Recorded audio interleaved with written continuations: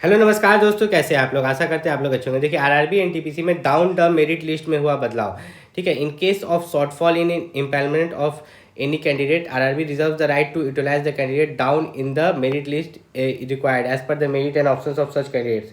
This however not conferred any vested such on rights candidate will be considered for appointment. इसका मतलब ये क्या है, यहाँ पर एक वर्ड आ जाता है डाउन द मेरिट लिस्ट, जिसको हमको लगा था ख़त्म कर दिया जाएगा, लेकिन इसको अभी भी रखा गया है। और ये डाउन द मेरिट लिस्ट का मतलब क्या होता है मैं आपको बता देता हूँ। मान लीजिए कि अभी जो आप आरआरबी एनटीपीसी का एग्जाम दे रहे हैं, तो इसमें आप सीबीटी 1 दीजिएगा। क्या दीजिएगा? सीबीटी 1। फिर आप दीजिएगा सीबीटी 2। तो सीबीटी 1 में तो आपको पास करना ही करना पड़ेगा, ठीक है, क्योंकि सीबीटी 1 का मार्क्स मेरिट में कैलकुलेट नहीं होता है।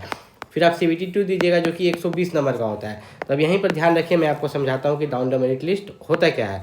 तो यहाँ पर जो है सीबीटी 2 में जो है 120 मार्क्स का एग्जाम हुआ। ठीक, अब ये जो 120 नंबर का एग्जाम हुआ, अब मान के चलते हैं कि इसमें जो आपको कटअप गया, ठीक है, इसमें मान के चलते हैं कि आपका जो 120 में से जो आपका कटअप गया वो गया है आपका यहाँ पर 105। ठीक है, 105 मार्क्स कटअप गया है।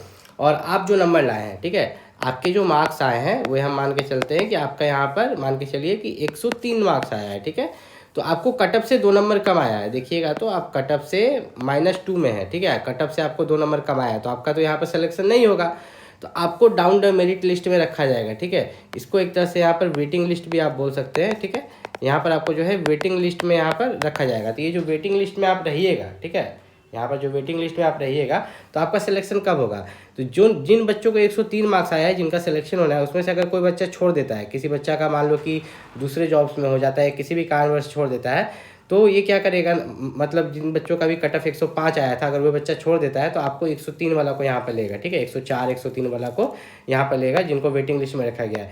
उसी बात को यहाँ पर खास समझाया गया, आप यहाँ पर पढ़ सकते हो।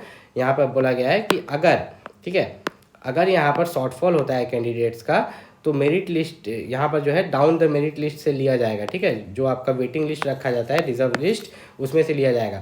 तो याद रखिएगा, आपको बहुत अच्छा से मेहनत करना है इस बार आरआरबी एनटीपीसी में। मतलब सोच के देखिए कि अगर आपका कट ऑफ, ठीक है, मान के चलिए कि 120 में से जो आपका कट ऑफ है 120 में से, अगर आपका जो कट ऑफ है वो जा रहा है 90, और आप जो मार्क्स लाए हो वो 85 तक लाए हो, तब भी सिलेक्शन होने के चांसेस है। सोचो 5 मार्क्स कम लाओगे तब भी सिलेक्शन होने के चांसेस रहेंगे। तो अच्छे से पढ़ाई करो, अच्छे से तैयारी करो।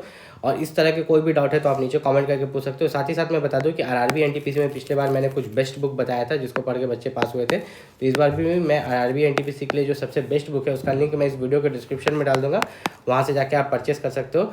और ये वही बुक है जिसको पढ़ के बच्चे मतलब अच्छे मार्क्स सिक्योर कर सकते हैं। मैं ऐसा तो नहीं बोल रहा हूँ पास कर जाएंगे, लेकिन अच्छे मार्क्स सिक्योर कर सकते हैं। तो एक बार आप बुक को जाके देख सकते हो। मिलते हैं अगले वीडियो में, तब तक के लिए नमस्कार।